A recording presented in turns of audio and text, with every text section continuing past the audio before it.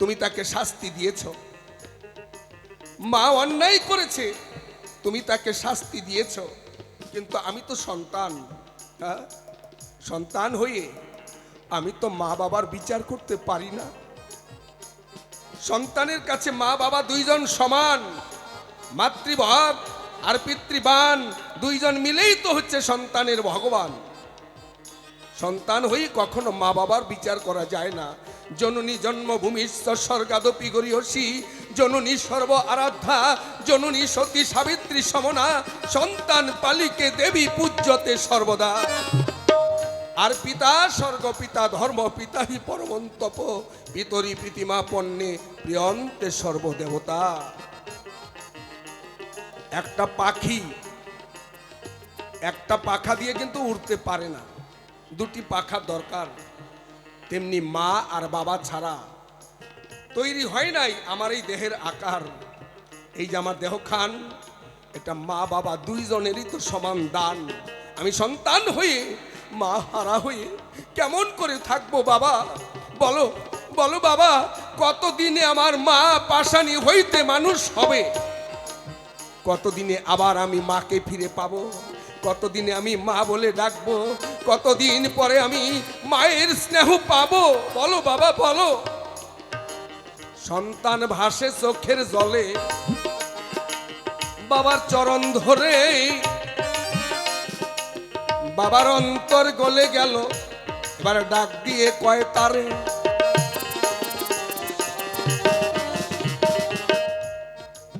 বাবারে আমি তোর ভক্তিতে তুষ্ট হয়েছি, কিন্তু অভিশাপ তো ফলবেই।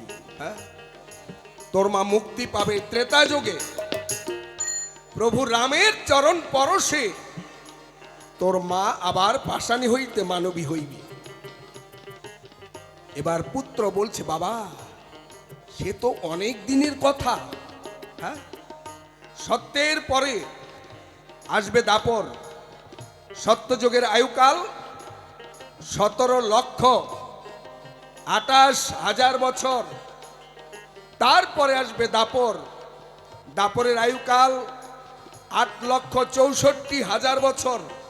তারপরে আসবে ত্রেতা। এটা তো অনেক দিনের কথা। এতদিন পরে আমার মা পাষাণী থেকে মানবী হবে। ও মা, বাবা বাবা আমার কথা নাও, একটু আগে ব্যবস্থা করে দাও। গৌতম মুনি বলছে, বাবারে এ ক্ষমতা তো আমার নাই। যদি তোর মাকে আগে পেতে চাস তাহলে আমার কথা নিবি, তুই ব্রহ্মার সাধনায় গিয়ে বসবি। ছেলে আর করে নাই দেবী, বসলো ব্রহ্মার সাধনায়। ব্রহ্মা এসে দেখা দিল, এবার বর মাগো আমার পায়। এবার শরদ্দান মহামুনি বলছে, হে ব্রহ্মাদেব, ত্রেতা যুগে আমার মা পাষাণী থেকে মানবী হবে, কিন্তু এতদিন আমি মাতৃহারা ব্যথা সইতে পারবো না। আমি যে মাকে বড় ভালোবাসি, আমার প্রার্থনা নেও, ওই ত্রেতা যুগটা পরিবর্তন করে এক যুগ আগে এনে দাও, তাহলে আমার মা যদি মুক্তি পায়। ভক্তের মনস্কামনা পূর্ণ করার তরে মাতৃভক্ত সন্তান, এই মাতৃভক্ত সন্তানের তরে ব্রহ্মা ডাক দিয়ে বলছে, ওরে আমার পুত্র দাপর, আমার কথা নিবি। ভক্তের মায়ের মুক্তির জন্য তুই রাজত্বটা তোর ছোট ভাইকে ছেড়ে দিবি। ত্রেতা আগে আসবে, ত্রেতা যুগে রামচন্দ্র হবে অবতার। রামের চরণ পরশে পাষাণী হইবে মানবী আকার। ভক্তের মায়ের জন্য দেখেন, ভক্তের জন্য ভগবান কি করে।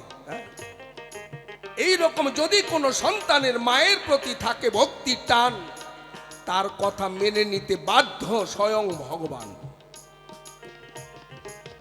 তখন দাপর যোগ বলছে, ত্রেতা ভাই, ভক্তের মায়ের মুক্তির জন্য তোকে আগে রাজত্বটা দিলাম, আমি এক যোগ পরেই যাই।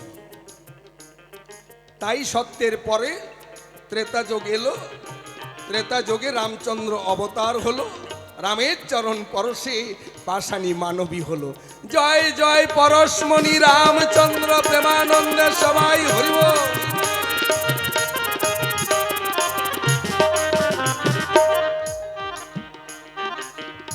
ও ঠাকুমা শোনো তুমি মান দিয়া, এই জন্য ত্রেতার আগেই, এই জন্য দাপরের আগেই ত্রেতা গেল আসিয়া। এইবার একের পরে তিন, তারপরে দুই হইল এমন, ওই যে আয়ান ঘোষ করিল দাবি, ভগবান কয় দাপরে পাবি, ত্রেতার পরে দাপর এলো এই কারণ।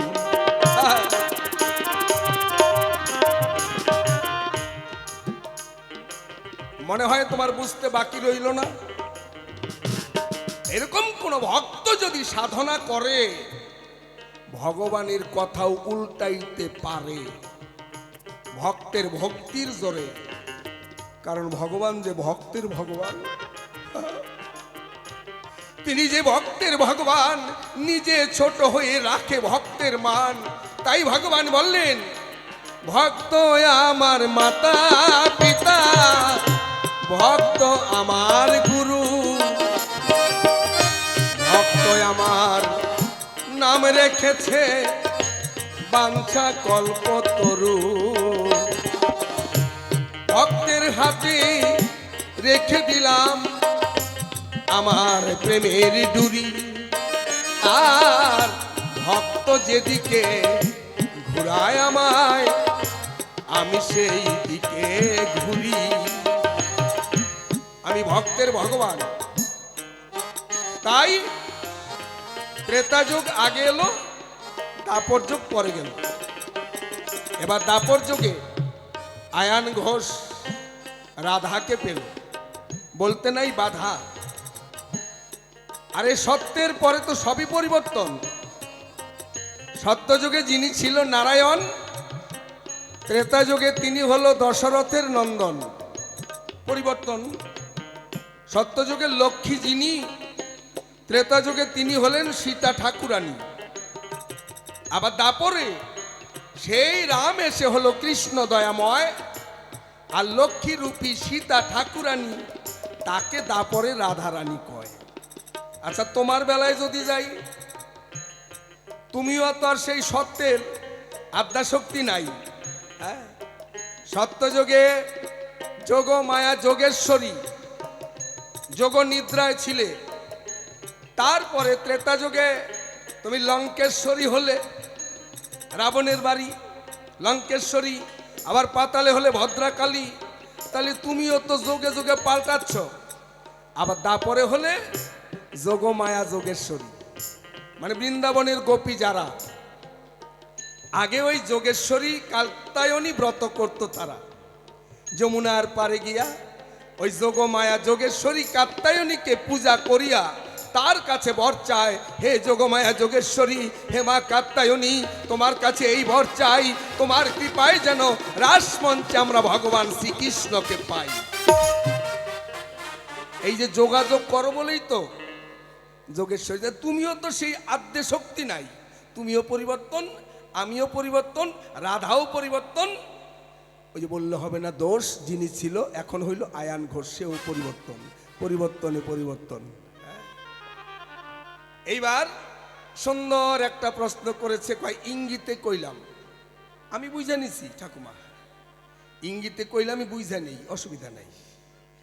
কয় ওই যে মামা ভাগিনারে দিল কি, নারকেল দিল, চিনি দিল, দিল না কোরআনি, যেটা দিয়ে নারকেল কোরায়। আহা, আর তুমি যে কইলে সোরানি, এখনকার সেরিরা উল্টে বুঝবো সোরানি কারে কয়। আগে এক গোসা চাবি, ওই চাবি মায়েদের আসলে বাঁধা থাকতো, ওইটারে কয় সোরানি। কারণ যেদিন শাশুড়ি মা বৌমাকে ঘরে আনতো, আনার পরে শাশুড়ি মা বলতো, বৌমা এতদিন আমি এই সংসারে মাতব্বরি করেছি, আজকে থেকে আমার আর নাই কোনো দাবি, আজকে থেকে সংসারের মালিক তুমি, তোমার হাতে তুলে দিলাম আমার সংসারের চাবি। বৌমা তখন ওই চাবির গোছা নিয়া ওই আসলের মধ্যে বাইদা রাখতো, ওইটার নাম হইল সোরানি। ওইটার নাম সোরানি। কিন্তু কি সুন্দর কইরা কয়, কয় চিনি দিলা, নারকেল দিলা, দিলা না কোরআনি, আর আয়ান রে বাক্স দিলা, তালা দিলা, দিলা না সোরানি। মানে আয়ান হচ্ছে নপুংসক, হিজড়া। এটা কেন হইল, এটাতে আমার কোনো দোষ নাই, সেই ঘটনাটা তোমাকে একটুখানি জানাই। কেন যে আয়ান ঘোষ নপুংসক, মানে পুরুষও না নারীও না। তবে এদের আবার একটা জীবনী কিন্তু মারাত্মক। এরা যদি কাউকে মন থেকে আশীর্বাদ করে, ওই আশীর্বাদ কিন্তু ফলবেই। যদি অভিশাপ দেয়, ওইটাও ফলবে। এদের মুখের একটা পাওয়ার আছে। কেন? এই পাওয়ারটা দিয়েছে প্রভু রাম। যেদিন রামচন্দ্র বনবাসে যায়, সেই একবার বন পর্যন্ত অযোধ্যার অনেক নরনারী সবাই যখন যাচ্ছে রামের পিছনে পিছনে, রামচন্দ্র বলছে কি, এই যে তমস্যা নদী, তারপরে আমি বনে প্রবেশ করব, তোমরা ফিরে যাও। সবাই রামের জন্য কান্নাকাটি করছে, কেউ ফিরে যেতে চায় না। তখন রামচন্দ্র বলছে, তোমরা যদি আমার মঙ্গল চাও, আমাকে যদি ভালোবাসো, তাহলে আমার কথা নাও, যত নর নারী তোমরা অযোধ্যায় ফিরে যাও। 14 বছর পরে রামচন্দ্র যখন আসে ফিরে, এসে দেখতে পায় ওই নদীর পারে, ওই বনের ধারে কিছু মানুষ 14 বছর ধরে রামের জন্য অপেক্ষা করছে। ওই বনের ফল খায় আর নদীর জল খায়, আর রামের জন্য অপেক্ষায় রয়েছে কতদিনে রাম ফিরে আসবে।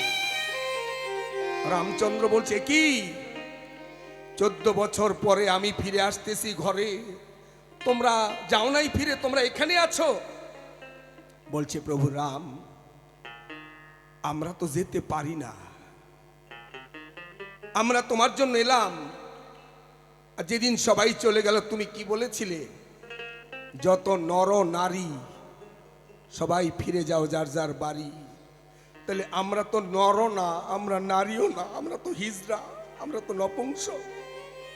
তুমি তো আমাদের ফিরে যেতে বলো নাই, তুমি তো বলছো নর নারী তোমরা ফিরে যাও। আমরা কি, আমরা তো নর না, আমরা তো নারীও না, তাই আমরা ফিরেও যেতে পারলাম না, তোমার অপেক্ষায় আছি। জয় জয় শ্রীরাম, সীতা প্রেমানন্দে হরিব। রামচন্দ্র বলছে, আরে 14 বছর আমি বনবাসে কত কষ্ট করেছি, আর তোমরা আমার জন্য এই তমস্যা নদীর তীরে তোমরা এত কষ্ট করেছো। কখনো বজ্রপাত, কখনো বৃষ্টি, কখনো রৌদ্র, তোমরা ঘরে ফিরে যাও নাই, এই গাছতলায় রয়েছ, বনের ফল, নদীর জল। আমি করেছি যেমন ব্রহ্মচর্য পালন, তোমরাও সকলে করেছো তেমন। তোমরা এত দয়াল, তোমরা এত আমাকে ভালোবাসো। বলছে, প্রভু আমাদের জন্মটাই তো তাই, আমরা তো পুরুষও হতে পারি নাই, আমরা নারীও হতে পারি নাই, আমাদের কি বলবে? তাই তো আমরা নর নই, আমরা নারী নই, আমরা ফিরে যাই নাই। রামচন্দ্র তাদের আশীর্বাদ দিয়েছিল, তোমাদের বাক্য ঠিক, তোমরা জগতে সম্মান পাবে, তোমরা যাকে মন থেকে আশীর্বাদ করবে তার আশীর্বাদ ফলবেই, তোমরা অভিশাপ দিলেও তার নিস্তার নাই। আমি রামচন্দ্র তোমাদের সেই অভয় দান করলাম। তার জন্যই নপুংসক যারা এত মুখের বাক্য ঠিক রেখেছে তারা। এবার রাম যখন ফিরে এলো, ফিরে আসার আগে যখন সীতা চুরি হয়ে গেল, সীতা চুরি হওয়ার পরে রাখলো নিয়ে কোথায়? অশোক বনে। অশোক বনে সীতাকে রাখলো। সীতা খায় না, সীতা ঘুমায় না, শুধু রাম রাম রাম।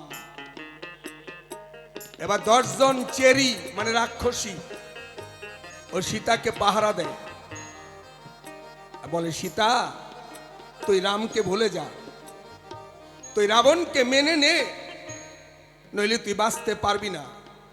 বলছে, আমার মরণই ভালো, আমার মৃত্যুটাই আমি চাই। এখন চেরিরা বলছে, তুই না রামকে ভালোবাসিস, তুই মরে গেলে তাহলে রামের গতি কি হবে? সীতা বলছে, তাই তো, না না, আমার প্রভুর যেন কোনো ক্ষতি না হয়, আমার প্রভু যেন ভালো থাকে, তাহলে তুই খা। চেরিরা তারা ফল এনে দিচ্ছে, তুই খা, খেয়ে বেঁচে থাক। সীতা বলছে, আমি তো আমার প্রভুকে না দিয়ে কোনোদিন সেবা করি নাই, তোর আমার কথা নিবি, কিছু মাটি কিছু বালু এনে দিবি। চেরিরা মাটি বালু এনে দিল, ওই মাটির একটা রাম তৈরি করলো। কি সুন্দর রামের মূর্তি সীতা দেবী নিজে হাতে তৈরি করলো। তৈরি করে হাতে দিল ফুলের বালা, গলায় দিল ফুলের মালা, চরণে ফুলের নূপুর, আবার মাথায় দিল যেন চুলের ঝুঁটি, সমস্ত ফুল দিয়ে অলংকার তৈরি করলো। ফুলেরই ধনুক, ফুলেরই তীর তৈরি করে যেন রামের হাতে দিল। অপরূপ শোভা যেন রামচন্দ্র আজ অশোক কানন তার রূপের ছটায় যেন করে দিয়েছে আলো। সবাই বলছে, বাহ বাহ বাহ, রাম এত সুন্দর। সীতা দেবী, তোর জন্যই আমরা প্রভু রামের সেই মূর্তি দর্শন করলাম, এবার তুই সেবা নে। বলছে, তাহলে কিছু ফল ফুল এনে দে। ফল ফুল এনে দিল। সীতা দেবী ওই রামের সামনে দিয়ে নিবেদন করল, সবাইকে বলছে, আয়, রামকে দেখতে যেমন সুন্দর তার গুণগান আরো সুন্দর, আয় সবাই মিলে একটু রামের গুণগান গাই। তাই তুমি জানো কি, জানো কি বল্লভ। সীতা সবাইকে নিয়ে রাম গুণগান গাইছে। তুমি জানো কি বল্লভ, নয়নাভিরাম, জয় প্রভু দাশরথী রাম, জয় প্রভু দাশরথী রাম, জয় প্রভু দাশরথী রাম।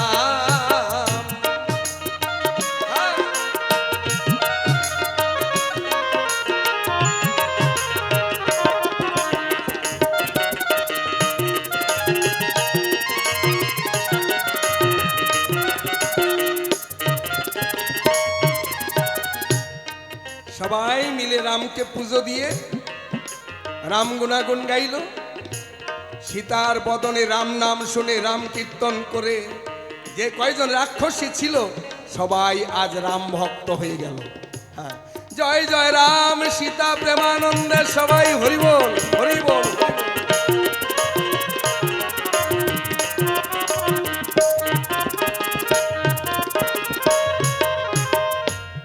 এইভাবে নিত্য নিত্য পূজা দিয়ে রাম গুণগান গায়। এইভাবে 14 মাস, 1 বছর 2 মাস, 14 মাস ওই অশোক কানন এই কাটায়। হরি বল হরি বল।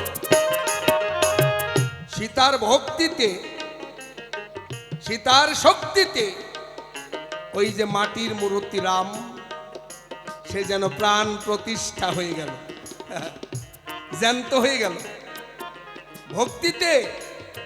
এই যে আমরা যারা মাটির পূজা করি, অনেকেই বলে মাটির পুজো করে লাভ নাই, কিন্তু যদি ভক্তি ভরে যদি মাটির পূজা করতে পারে, ওই মাটির মূর্তিও জ্যান্ত হয়। হ্যাঁ, রামপ্রসাদ ওই মাটির মূর্তি কালী মাকেই তো পূজা করত। হ্যাঁ, একদিন রামপ্রসাদ যখন ঘরের বেড়া বাঁধতেছিল, মেয়েকে কয় ডাক দিয়া, আমি বেড়ার এই পারে ওই পার থেকে বাঁধন দে জোগাইয়া। ঘরের বেড়া বেঁধে দিচ্ছে, বাঁধন দিচ্ছে রামপ্রসাদের মেয়ে জগদম্বা, কিন্তু বাচ্চা মেয়ে। দেখলো পাড়ার প্রতিবাসী মেয়েরা খেলা খেলছে, ওই বাঁধন থুয়ে ও খেলতে চলে গেছে। আর রামপ্রসাদ তো মনের আনন্দে কি সুন্দর মায়ের গান গাইছে, আমি চাই না মাগো রাজা হতে, রাজা হবার স্বাদ নাই মাগো, দুবেলা যেন পাই গো খেতে চাই না মাগো রাজা হতে। এই রামপ্রসাদের গান শোনার জন্য স্বয়ং কালী মেয়ের রূপ ধরে ওই বাঁধন যোগায় দিচ্ছে যেন গান বন্ধ না হয়। হ্যাঁ, তাহলে যেই কালী মন্দিরে মাটির মূর্তি, ওই কালী জ্যান্ত মূর্তি হয়ে রামপ্রসাদের বাঁধন যোগায় দিয়েছিল। ভক্তিতে যদি কেউ ডাকতে পারে, ওই মিন্ময়ী চিন্ময়ী হয়ে যায় শাস্ত্রের বিচারে হয়। মীরাবাই সে তার অন্য সাধন ভজন করে নাই, একমাত্র কৃষ্ণ গুণ গান মীরাবাই গান গাইতো, আর কৃষ্ণ ঠাকুর তার তালে তালে বাঁশি বাজাতো। হয় তাই সীতা দেবী 14 মাস ধরে রামগুণ গান গায়। আবার সীতার ভক্তিতে মাটির মূর্তি জ্যান্ত হইয়া যায় ওরে।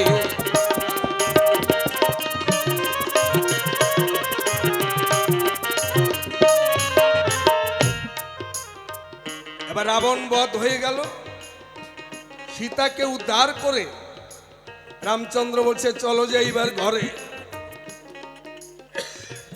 যখন সীতা চলে যেতে চায়, ওই মাটির মূর্তি সীতার সামনে দাঁড়ায়, একই 14 মাস ধরে আমাকে পূজা করলা, আমাকে সেবা দিলা, এখন কই যাও?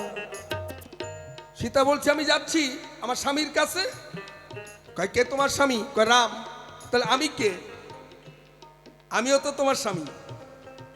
সীতা দেবী বলছে বাহ বাহ বাহ, আচ্ছা পাবি, তুই দাপর যুগে আয়ান ঘোষ হয়ে জন্মাবি, তখন তুই আমাকে পাবি। করেছি যেহেতু দাবি, দাপর যুগে আয়ান ঘোষ হয়ে জন্মাবি, তখন তুই আমাকে পাবি। বললে হবে না দোষ, ওই রাম এসে হইল আয়ান ঘোষ। এই জন্য আচ্ছা মাটির মূর্তি যারা বানায়, মনে করেন বিশ্বকর্মা ঠাকুর বানাইলো, আপনারা একটু পরীক্ষা করে দেখবেন। ওই যে আমিও ইঙ্গিতে কই ঠাকুমা একটু বুঝে নিও, বিশ্বকর্মা ঠাকুর যারা বানায় ওই ঠাকুরের চাবি দেয়? ঠাকুমা যা কইছে আমি তা কব, আমি অন্যটা কব কেন? তাই না? আমরা ঠাকুর বলে যাকে করি দাবি বিশ্বকর্মা বাবা, এটা তো বাবা, ওই বাবার চাবি দেয়? কোন পাল মশাইরা বানায়? খালি বানায় ছোট্ট গোপাল যদি বানায় ওইটার বানায়, তাই না? তাছাড়া অন্য কোনো ঠাকুরের বানায়? আচ্ছা কালী ঠাকুরের বানায়? মাতৃদ্বার তৈরি করে? বানায় না। কেন? এই জন্য সীতা দেবী মাটির মূর্তি রাম বানাইল, তাই দেয় নাই তাহার চাবি।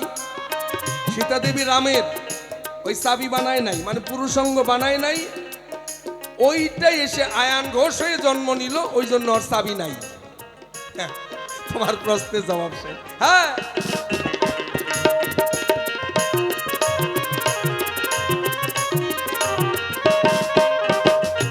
এবার শোনো শোনো ও ঠাকুমা, আমি জানিবার চাই, খাটি খাটি পরিপাটি জবাব যেন পাই রে।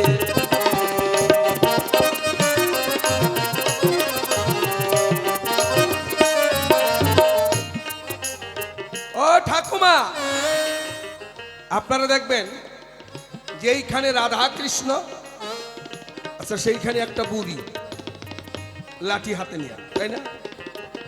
রাধা কৃষ্ণ যেখানে একটা বুড়ি দেখবেন সেখানে। আচ্ছা আমি একটা জিনিস ভেবে পাই না, আচ্ছা যুবক যুবতী তারা প্রেম করে, আচ্ছা বুড়িটার ওইখানে কি দরকার বলে? বুড়িটা ওইখানে কেন যায়? রাধা কৃষ্ণকে পায়, কৃষ্ণকে রাধায় পায়, আচ্ছা বুড়িটা যায় ওখানে কোন আশায়? হ্যাঁ, ওইখানে যাও কেন? তোমার ওখানে দরকারটা কি? একটা কথায় কয় না, কয় রস গেল, যৌবন গেল, গেল মুখের হাসি, পুরান বন্ধু দেখলে কয় কেমন আছো মাসি। আচ্ছা, রাধা কৃষ্ণ প্রেম করে, ওখানে তোমার দরকারটা কি? এই বুড়ি, তোমার দরকারটা কি? এই জন্য একটা কথায় কয়, পেটের নষ্ট মুড়ি, ভাত খাওয়ার আগে মুড়ি খাবেন, ভাত খাইতে পারবেন না। পেটের নষ্ট মুড়ি মানে খিদার নষ্ট মুড়ি, আর পাড়ার নষ্ট হচ্ছে এরকম বুড়ি। আপনারা না, আপনারা খুব ভালো, আপনাদের এখানে বুড়ি যারা, তারা খুব ভালো। এটা আমাদের কুচবিহারের কথা বলতেছি। হ্যাঁ, এইখানকার বুড়িরা খুব ভালো। আমাদের কুচবিহারের বুড়ির আগে তো মোবাইল ছিল না, এই বুড়িরাই তো যত যোগাযোগ করতো, তাই না?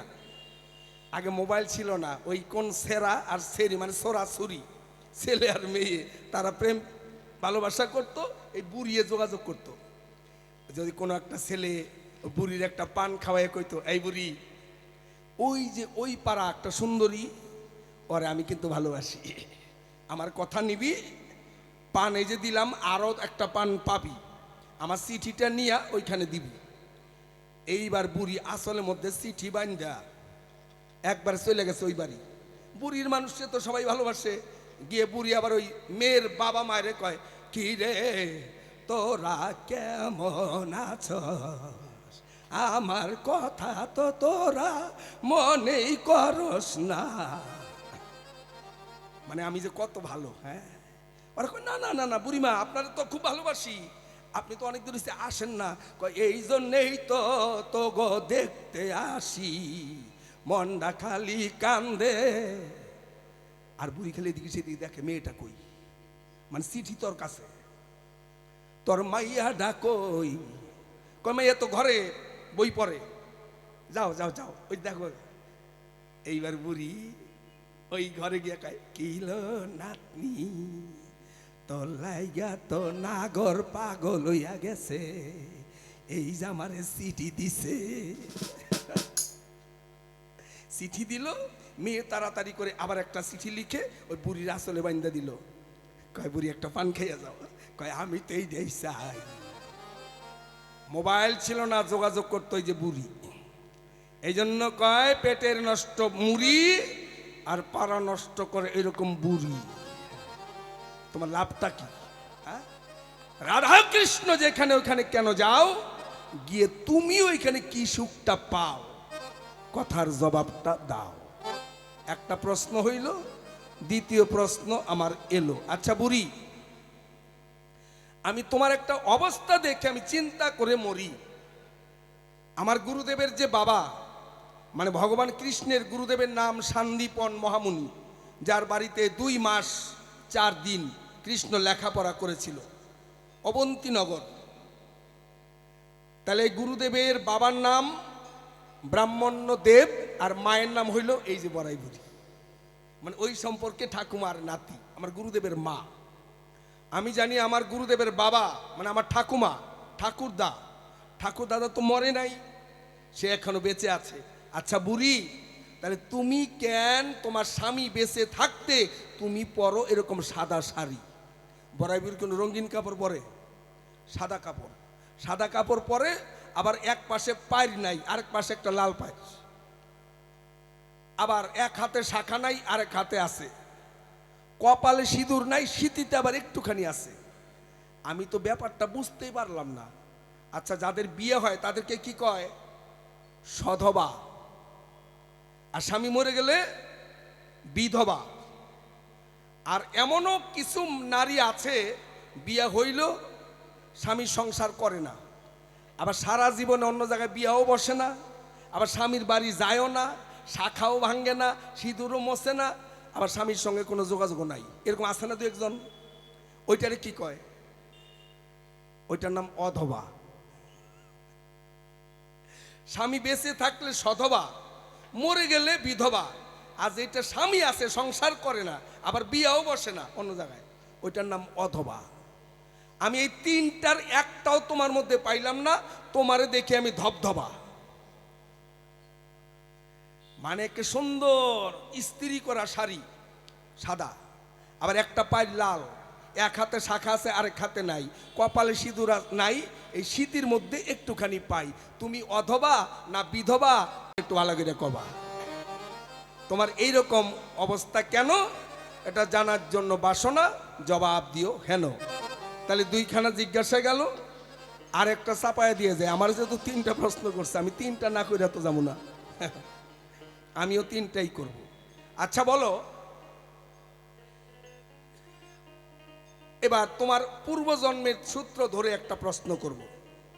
যেই দুর্গা সেই কিন্তু ভগবতী, সেই আদ্যাশক্তি, সেই আবার কিন্তু বড়াই বুড়ি।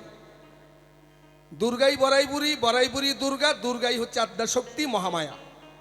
তাহলে তোমার কাছে একটা প্রশ্ন জানতে চাই, কথাটা একদম খাঁটি। আচ্ছা তুমি একটু সত্য করে বলবে, দুর্গা পূজায় কেন লাগে বেশ্যাবাড়ির মাটি? এই তিনটা প্রশ্ন রইল, একটু সুন্দর করে বইল। এখন আমি যাই, তাড়াতাড়ি আমার ঠাকুমারে পাঠাই, মানে বুড়ির তার খাইয়া কাম নাই, তাড়াতাড়ি পাঠাই। বলি এই পর্যন্ত আমার আসর ছেড়ে দিতে চাই, যা জিজ্ঞাসা খাটি খাটি জবাব যেন পায় রে, প্রেমে চায় না ধন রতন রে, রাজ্য সিংহাসন, প্রেম প্রীতি ভালোবাসায় শুধু লাগে মন রে, প্রেমে চায় না ধন রতন রে, হায় রে প্রেমে চায় না ধন রতন রে।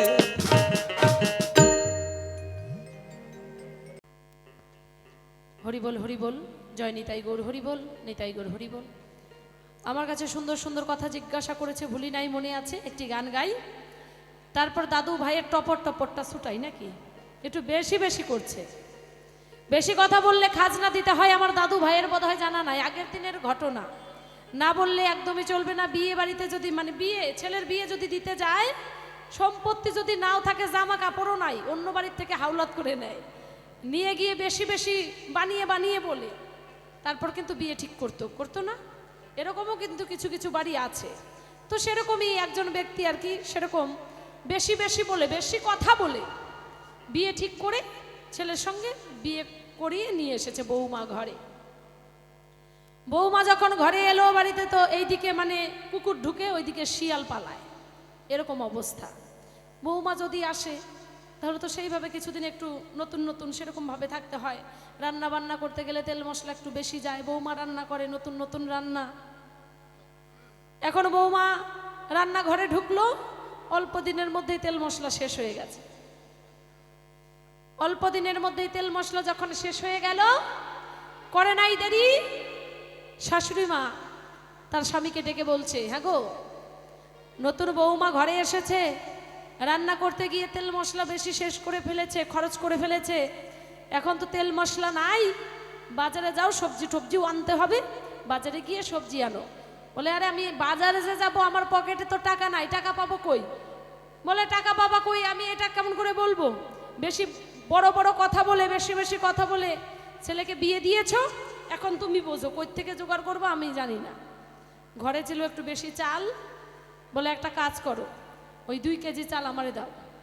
2 কেজি চাল নিয়ে বাজার যাই, বউকে তো আর বুঝতে দেওয়া যাবে না, তাই না? 2 কেজি চাল নিয়ে বাজারে যাব, 2 কেজি চাল বিক্রি করে তারপর তেল মশলা নিয়ে আসব। সেই সময়ের ঘটনা, 11 টাকা করে চাল কেজিতে পাওয়া যায়। 11 টাকা করে চাল বিক্রি করলো, 2 কেজি নিয়ে গেল, 11 টাকা করে বিক্রি করলো। 11 টাকা করে বিক্রি করলে কত হয় গো বাবা? 22। 11 টাকা করে বিক্রি করেছে, 22 টাকা হাতে পেয়েছে। মনে মনে করলো, ভাবনা, চা খাওয়ার বেচারার একটু নেশা ছিল, এখন চায়ের দোকানে ঢুকে 1 কাপ চা নিল। এমন সময় দেখে, হাটের দিনের ঘটনা, হাটের মধ্যে ওই নতুন বিয়াই এসেছে, অনেক কিছু নিয়ে এসেছে, হয়তো বিক্রি টিক্রি করেছে। দেখা যখন পেলো, চোখে চোখ পড়ে গেল। এখন না ডাকলে তো সম্মানের ব্যাপার। ও বিয়াই, বিয়াই এখানে বাজারে কি করতে এসেছেন, হাটে কেন এসেছেন? যে অনেক কিছু নিয়ে এসেছি, একটু সবজি টবজি নিয়ে এসেছিলাম বিক্রি করার জন্য। তা বিয়াই আসেন, একটু চা খাই। বিয়াই রে 1 কাপ চা দিল, নিজে 1 কাপ চা নিল। 11 টাকা কিন্তু তার কাছে আছে। মানে 22 টাকা, 11 টাকা করে কেজি, 22 টাকা আছে। তো এখন 2 কাপ চা নিল, 1 টাকা করে চায়ের কাপ। বিআই নিল 1 কাপ, আর সেই ব্যক্তি নিল 1 কাপ। কত গেল? 2 টাকা। হাতে কত থাকলো? 20 টাকা, 20 টাকা, 20, 20, তাই না? হাতে থাকলো 20 টাকা। এখন বসে বসে 2 বিআই গল্প করে। বিআই, তাহলে আপনি বাজারে কি নিয়ে আসছিলেন? বলে, আর বইলেন না, ওই যে বড় বড় কথা বলার স্বভাব যদি যার থাকে, সে কি আর ছোট ছোট কথা বলে? যার বেশি বেশি কথা বলার অভ্যাস, সে বেশি বেশি কথা বলে। বিআই আর বইলেন না, আরে পাট ছিল ঘরের মধ্যে অনেকগুলো, করলাম কি, ওই 10 মণ পাট নিয়ে এলাম, নিয়ে এসে হাটের মধ্যে বিক্রি করলাম। এখন বাজার টাজার করবো, বাড়ি যাব। বিয়ের সঙ্গে গল্প হচ্ছে, চায়ের দোকানের ঘটনা, কত গল্পই তো চায়ের দোকানে হয়। এখন চায়ের দোকানের মধ্যে যে হাটাই, মানে হাটের খাজনা তুলে যে ওই ব্যক্তিও চা খাচ্ছে। এখন 2 বিআই গল্প করে, হাটের খাজনা তোলে, সেই ব্যক্তি বসে বসে চা খাচ্ছে, আর শুনতে পেল সেই ঘটনা, 10 মণ পাট নিয়ে এসেছে, বিক্রি করেছে। হাটের খাজনা যে নেয়, ওই ব্যক্তিরে খাজনা দেয় নাই। এখন হাটাই ওই ব্যক্তিরে বলে, কি ব্যাপার দাদা, আপনি কি নিয়ে এসেছেন? বিয়ের সামনে তার বলা যায় না যে 2 কেজি চাল নিয়ে এসেছি। বলে, পাট নিয়ে এসেছি। কয় মণ? 10 মণ। 10 মণ পাট নিয়ে এসেছেন, কই খাজনা তো দিলেন না। এখন বিয়ের সামনে যদি খাজনা দেয় না দেয়, মান সম্মানের ব্যাপার না, বলেন তো? পকেট থেকে খাজনা বের করে দিল। কত টাকা? বলে 20 টাকা দেন। 20 টাকা দিল, 2 কাপ চা খাইলো। এখন হাতের মধ্যে তো 1 টাকাও নাই। 20 টাকা এদিকে খাজনা, মানে বেশি কথার খাজনা দিল, আর এদিক দিয়ে 2 কাপ চা খাইলো, 1 টাকা করে কাপ, 22 টাকা এদিকে শেষ। খালি ব্যাগ নিয়ে বাড়িতে গেল। বাড়িতে যাওয়ার পর এখন তার বউ ডেকে ডেকে শাশুড়িরে কয়, ও মা, শ্বশুর বাবা এসেছে, সবজির ব্যাগটা নিয়ে আসো। এখন শাশুড়ি মা যখন স্বামীর কাছে গেল, হ্যাঁ গো, ব্যাগের মধ্যে তো কিছুই নাই, বাজারে যে গেলা বাজার করে আনলা না। বলে, আরে শালি, আর কথা কইস না, বেশি কথা কইস না, বেশি কথা কইলে পরে খাজনা দিতে লাগে। উনি যে খাজনা দিয়ে থুই আইছে বেশি কথা বইলা, বেশি কথা বললে পরে খাজনা দিতে হয়, আমার বিপক্ষে সরকারের জানা নাই।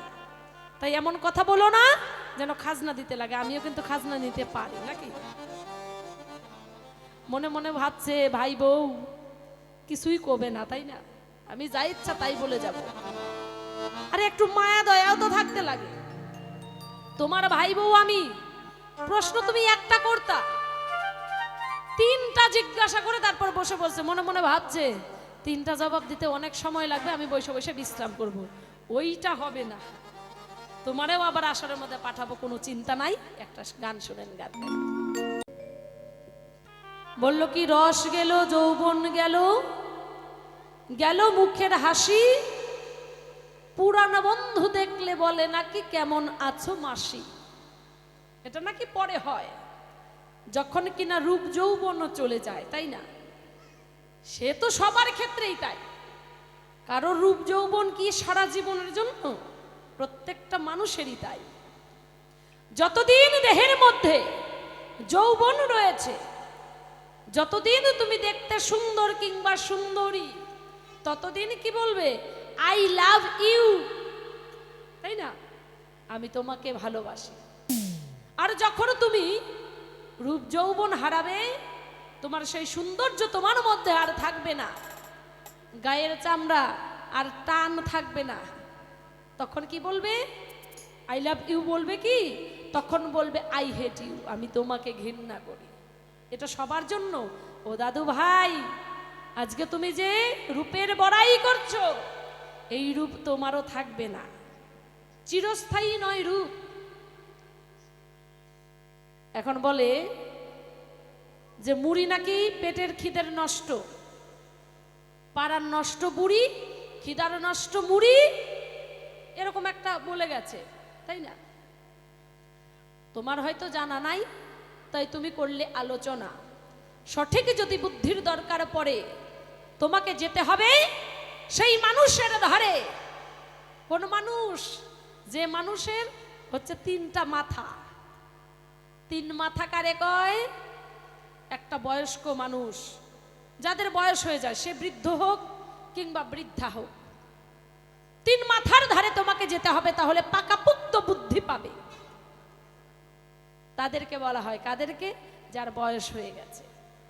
বসলে পরে মাথাটা এটা হচ্ছে একটা মাথা, তাই না? আমাদের মাথা এখন 3 মাথা। 3 মাথা কারে কয়? এই যে আমাদের মাথা। আর বসলে পরে মাটির মধ্যে যখন বসে, ওই যে হাঁটুটাও যেন মাথার সমান হয়ে যায়। বয়স হলে পরে এমনটাই হয়, এই দেহের মাঝারে বসলে পরে দেখা যায় 3 মাথা। তাই সেই 3 মাথার কাছে যদি তুমি যাও, তাহলে তুমি বুদ্ধিটা পাকাপুক্ত পাবে। আর যদি তুমি কম বয়স, এখনো উড়ু উড়ু মন, সেখানে যদি যাও, তাহলে পাতলা হালকা বুদ্ধি পাবে। এই বুদ্ধি দিয়ে তোমার কোনো কাজ হবে না, কি তাই তো? এখন অনেকেই বলে, বাবা তোমার বয়স হয়ে গেছে, তুমি আর কোনো কথা বলো না, ব্যবসা ট্যাবসা তুমি আর এখন বোঝো না, এখন ব্যবসা ট্যাবসা করবো আমরা, তাই না? এখন তোমাদের বয়স হয়েছে, তোমরা চুপচাপ থাকো, খেতে দিচ্ছি খাও, আর যতটুকু দিচ্ছি ততটুকু তুমি সন্তুষ্ট থাকো। একবারও কিন্তু সন্তানরা ভেবে দেখে না যে আজকে যে সন্তান যে জায়গাটায় আছে, একদিন বাবা মাও কিন্তু সেই জায়গাটাতেই ছিল, এখন আর সে সেরকম নাই। তোমাকেও একদিন এই জায়গাতেই আসতে হবে। তুমি আজকে বাবা মাকে বলছো, বাবা তুমি বেশি কথা বলো না, তারপর যে তোমার জন্য এই কথাটা অপেক্ষা করে আছে না? তুমিও যখন তোমার বয়স হবে, তোমার সন্তানরাও তোমাকে তাই বলবে, তখন তুমি বুঝতে পারবে যে তোমার কত সেই কথা শুনে ব্যথা লাগে। এটা আমরা অনেকেই বুঝি না। তাই এমন কথা বলবে না দাদু ভাই যেন কেউ মনে কষ্ট পায়। আজকে সে হচ্ছে ছোড়াছুড়ি প্রেম ভালোবাসা করে, এখানে বুড়িটার দরকার কি? ছোড়াছুড়ি প্রেম ভালোবাসা করবে, এখানে বুড়িটার দরকারটা কি? বুড়ি কি পায়? এটাই হচ্ছে তার আমার কাছে মানে প্রথম কথা। তুমি এখানে কেন থাকো, তুমি কি পাও? ছোড়াছুড়ি প্রেম ভালোবাসা করবে, এখানে তোমার তো কোনো দরকার নাই। মানে বাচ্চা ছোট ছোট বাচ্চাদের নেশা হচ্ছে চোখে, যা দেখে তাই লাগে। যুবক যুবতীর নেশা প্রেম, সেটা হচ্ছে বুকে। আর বৃদ্ধার নেশা হচ্ছে কি? মুখে। আচ্ছা বলেন তো, মুখে যে প্রেম, আচ্ছা তুমি ভালোবাসো কাউকে, তুমি যদি না বলো, সারা জীবনেও বলতে পারলা না মুখ ফুটে, তোমাকে পস্তাতে হবে, আরেকজন নিয়ে চলে যাবে, তুমি ওইভাবেই থাকবে। তাহলে মুখেরটাই তো দাম বেশি, বলেন তো? ভালোবাসতে গেলে বলতে হবে তো যে আমি তোমাকে ভালোবাসি, তাই এটা বলতে গেলে মুখেই তো বলতে হবে। তাহলে বুড়া বুড়িরটাই তো ঠিক। হ্যাঁ, মনের ভাষাতে অনেকে বোঝে অনেকে বোঝে না, তো বয়স্ক মানুষেরটাই তো ঠিক। কেন থাকে ছুড়াছুড়ির সঙ্গে? তার একটা ঘটনা রয়েছে, যার জন্য রাধাকৃষ্ণের সঙ্গে সদা সর্বদাই আমরা যোগমায়া যোগেশ্বরীকে দেখি, বড়াই বুড়িকে দেখতে পাই।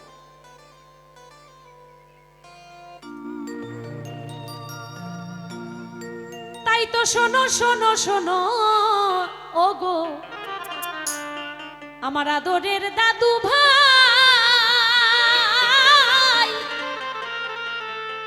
ওই ছুড়াছুড়ির সঙ্গে কেন ওই বুড়ি দেখতে পাই গো? শোনো শোনো দাদু ভাই গো, শোনো শোনো দাদু ভাই গো।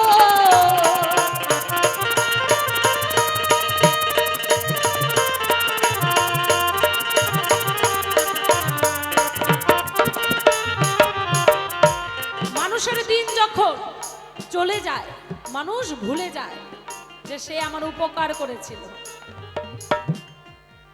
আজকে আমার দাদু ভাই বুড়ির কথা ভুলে গেছে, বুড়ি কত কি করেছে। এই বড়াই বুড়ি যে তোমার কত ভালো কাজ করলো।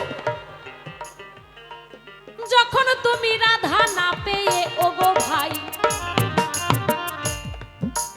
তুমি কাঁদতে থাকো সদা সর্বদাই, সেই কথাটা তোমার গো মনে পড়ে না গো। তাই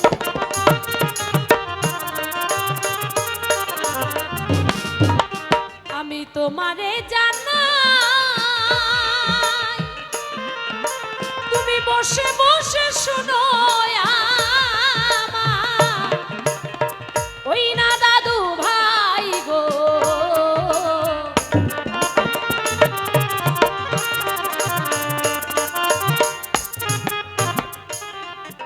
বলে যখন তোমার কেউ ছিল না, ছিলাম শুধু আমি, এখন তোমার সব হয়েছে, পর হয়েছে বুঝি আমি। রাধারানী যখন তোমার সঙ্গে দেখা করতে পারে না, তুমি যাও তখন কার ধারে? এই বুড়ির ধারে। বুড়ির কাছে এসে বলো, ঠাকুমা একটু যাও রাধাকে ডেকে নিয়ে আসো।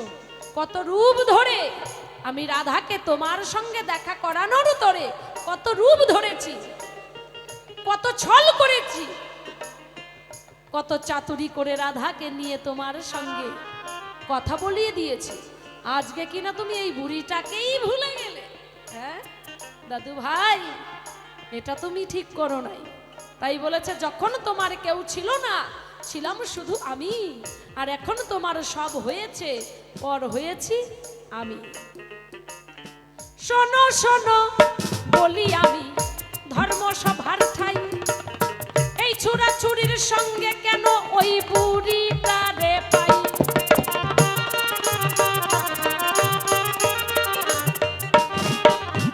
ত্রেতা যুগের কাহিনী। ওই যে 14 বছরের জন্য যে রাম বনবাসে গেল, আমার বিপক্ষে সরকার আলোচনা করেছে। 14টা বছর বনবাসে ছিল ভগবান রামচন্দ্র। রামচন্দ্র যখন সীতাহারা হলো, কেমন করে? রাবণ সীতাকে হরণ করে নিয়ে গিয়েছিল লঙ্কায়। লঙ্কার অধিপতি রাবণ সীতাকে হরণ করে নিয়ে গেছে। রাম তখন সীতাহারা হইয়া কান্নায় ভেসে যায়। এই দিকেতে দেবী দুর্গা ওই দেখে গোহে থাই গো,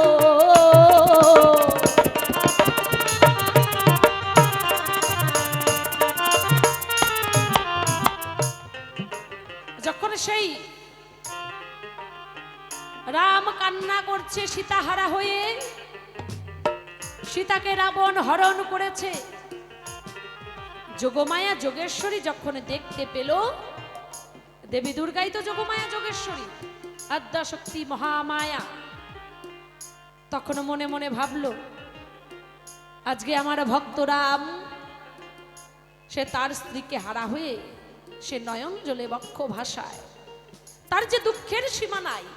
এইভাবে যদি সে চলতে থাকে, কাঁদতে থাকে, তাহলে সীতাকে কেমন করে সীতাকে উদ্ধার করবে?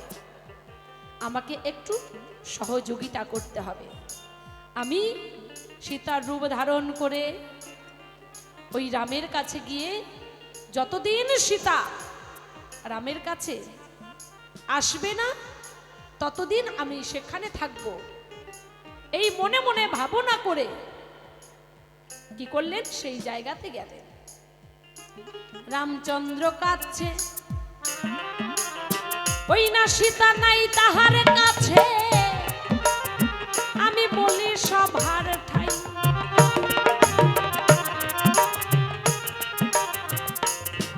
এখন যোগমায়া যোগেশ্বরী দেবী দুর্গা সীতার রূপ ধারণ করিয়া রামকে বলে ও গো তাই গো,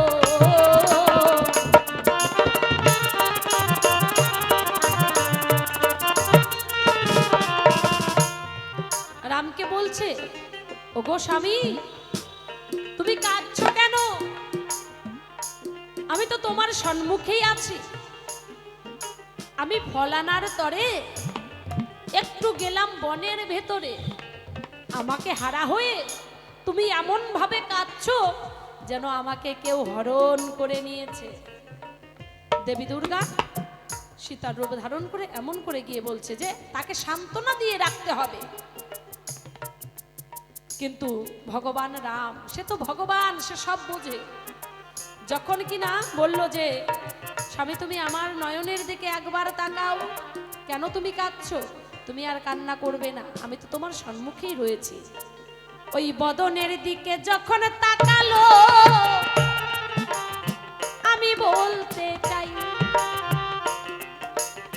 ওই জ্ঞান নয়ন ঢাকতে ভুলে গেছে ওগো সব হাতে জানাই গো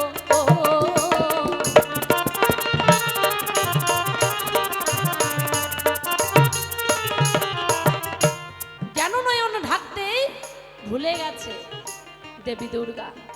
দেবীদের তিনটা নয়ন থাকে, এই কপালের মধ্যে একটা নয়ন থাকে, সেই নয়ন ঢাকতে ভুলে গেছে। তাড়াতাড়ি করে রেডি হয়ে গেছে, সেই রূপ ধারণ করে নয়নটা ঢাকতে ভুলে গেছে। রামচন্দ্র দেখে বুঝতে পারলো এ কি, আমার সীতার তো তিন নয়ন না, তাহলে এই নারীর কেন তিনটা নয়ন? তুমি তো অন্য কেউ না, তুমি কোনো দেবী হতে পারো? বলো নারী তুমি কে? তুমি আমার কাছে আত্মগোপন করে তুমি এখানে এসেছো, বলো তুমি কে? সঙ্গে সঙ্গে ওই রূপ ছেড়ে দিয়া দুর্গার রূপ ধারণ করে তাই। আর সেইখানেতে দেবী দুর্গাকে রামে দেখতে পায় গো।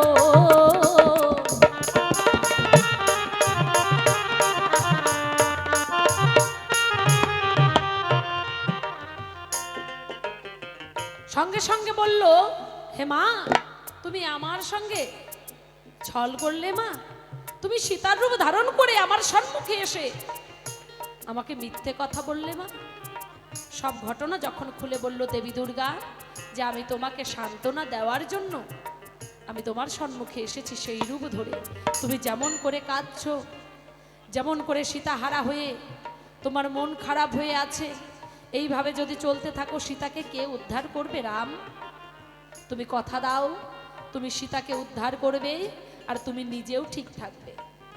কথা দিল মা, আমি তোমাকে কথা দিলাম আমি রাবণকে বধ করে সীতাকে উদ্ধার করব মা। আমি তোমার পূজা করে তারপর আমি রাবণকে বধ করব, সীতাকে উদ্ধার করব। এখন দেবী দুর্গা বলল আমি সেই সময় মানে আমি তোমার সঙ্গে আমি থাকতে চাই, তুমি একা তোমার সঙ্গে আমি থাকতে চাই। রাম সেদিন বলেছিল যে মা এখন নয়, আমি এখন তোমাকে রাখতে পারবো না। আগত দাপর যুগে, এটা কিন্তু ত্রেতা যুগের ঘটনা, আগত দাপর যুগে আমি তোমাকে আমার সঙ্গে নেব। আগত দাপর যুগে প্রথম থেকে শেষ পর্যন্ত মাগো তোমারে যে চাই, এই কথাটা তোমায় মাগো আমি কথা দিয়ে যাই।